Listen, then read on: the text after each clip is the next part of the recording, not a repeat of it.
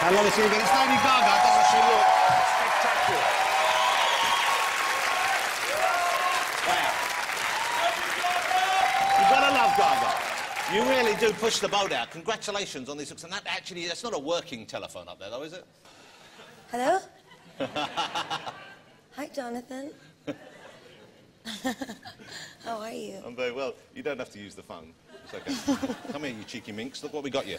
Thank you. We got you a new teacup to replace the old one. Isn't that nice, ladies and gentlemen? To replace the one that was stolen by me when she came on last time. Look, what an incredible year it's been for you, because when you were on last time, I think people were coming to terms with who you are. They were beginning to enjoy your music, but you were sort of seen as a bit of an oddity.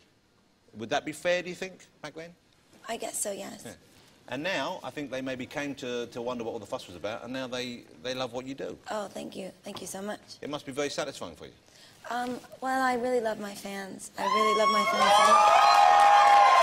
fans. And one of the most exciting moments has been just this past week I played at the O2 Arena, and it was sold out with the most beautiful, amazing costumes and dancing and sweating and singing, and I just love my fans so much. But that's what the incredible thing is, because I've only seen photographs of this. I'm going to go and see you, because you're coming back here in May, I think, for some more dates. But you see people go to the Lady Gaga concerts dressed, not really like you, but you kind of inspire them to become glamorous, I guess, to be... There's some people there. I know that looks like an outtake from Little Britain or something, but that's just a couple there. But people just go crazy, don't they? They really... They're great. And I guess that makes part of the fun of the show. The whole thing is them as well. You won 3 Brits this year, or you awarded 3 Brits. You got 2 Grammys, is that right? Yes, 2. That's incredible. Thank you. He's so nice this year. Well, I was trying to be nice last time. I think you didn't expect me to be quite as good looking or something. What was it? What happened? Yeah, terrifyingly good looking. Yeah, there you go. Thank you. The clothes thing has become such an issue now. Everyone wants to see what you wear next. Everyone loves seeing these outfits. It's like performance art, really, and I'm sure that's partially the intention. Do you ever worry, though, that it will overshadow what you didn't overshadow the music, or is it all much of a oneness? No. I'm going to hang up on you for that because otherwise question. you'll be charged a fortune for that call. It's OK, though. Don't panic. I'm on a friends and family list. I think that for a very long time, I haven't really yet in my generation had sort of a figure that was really an escapist figure for me that I could latch on to and have the fantasy of the music and their life really inspire me. And I guess I've always lived, since I've been in New York writing music, this very sort of art-centric, glamorous life, and it's important to me to always be that for my fans. And the idea of showbiz, Michael Jackson, showbiz, and the sentiments of music and performance. Today, with the media and the way that it is, you see absolutely legendary people taking out their trash. It's something that we as a society don't really want to see, but we keep buying into it, and I think it's actually destroying show business. So, if anything, there is absolutely no way I would ever give up my wigs and hats for anything. Yeah, because I don't think I've ever seen you looking less than spectacular. Thank you. So you must put that work in all the time. But where do the clothes come from? You come up with the ideas, you have a team of people suggesting stuff to you? Well, the House of Gaga is all my friends, and they travel with me a lot, but we work in so many different cities around the world and making new clothing. The living dress that you just saw for the Brown Eyes performance, that's something that the House of Gaga built, inspired by designer Hussein Chalayan, living dress. Well, it's a marvellous piece of technology. The clothes themselves, where do you keep them? You can't keep them at home. Presumably you have a whole separate area for the outfits, because you don't want to throw them away. You don't want to get rid of them, because they're kind of... I keep everything on the road. Okay. I don't have a house right now. You don't have a house? No, because I'm always on the road, and I put all my money into my show. Is there anything that you get offered, or do people come up with an idea? I'm thinking this is perhaps a silly question, but have you ever been given something and you said, no, that's too daft, I wouldn't wear that?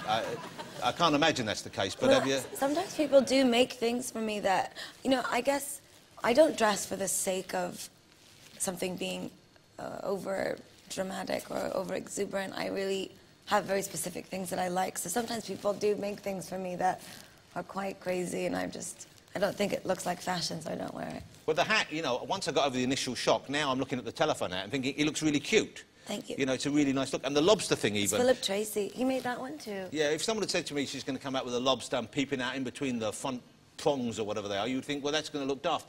And it does look kind of odd, but it can't, you work it. Philip Tracy is wonderful. He made this for me today. OK, well, that's incredible. And that's quite... Do you go to him with a specific order? Did you phone someone? Well, obviously, did you call them and say, I want a hat like this? I asked him to make me this hat because I wanted to talk to you through the whole interview through the phone, and just in case you weren't nice to me, I was going to hang up on you. I see. Well, well, you're hanging up now. Does that mean I've not been nice, or that's just to explain? Okay.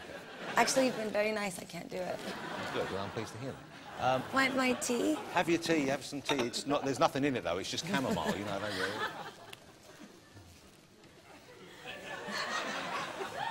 It's interesting, I think, that you're talking about no one inspiring you, but you are now inspiring, I would have thought, the tens of thousands, hundreds of thousands of people to maybe be a bit bolder, to be a bit brasher, to be a bit more adventurous out there. And that must be, I would have thought, what a thrilling thing, because you were inspired and now you in turn can inspire others. Well, you know, in reality, I can't really expect everyone to dress like me, and I actually don't at all. Yeah. That's not really what it's about. It's about be whoever you want to be.